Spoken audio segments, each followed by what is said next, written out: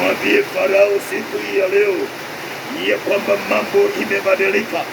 Au wakati waliangalia wakasema mambo imefika mahali pale, ikaonekana kwamba kwa mawazo ya wanadamu haya kwamba mawazo ya wanadamu imefika mahali pale, lakini leo mawazo ya Mungu mambo imekuwa ni tofauti.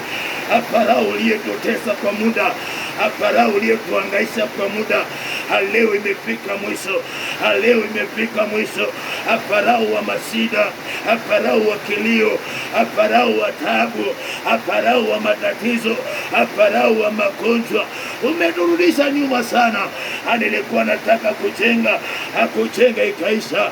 Nilikuwa nataka kwenda kazi ikaisha.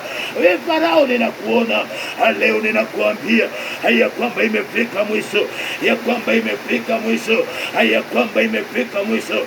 Wewe Farao wa kututesa, imefika mwisho. Nilikuwa nataka kuanzisha biashara ikafika mwisho, lakini leo ninatangaza kwa jina la Yesu Kristo, kwa jina la Yesu Kristo. Baba uliye juu mbinguni, wewe ni Mungu wa ajabu, umejawa na rehema, unatenda mema katika jina la Yesu. In the mighty name of Jesus. Nataka nikuombee mahali penye ulipo.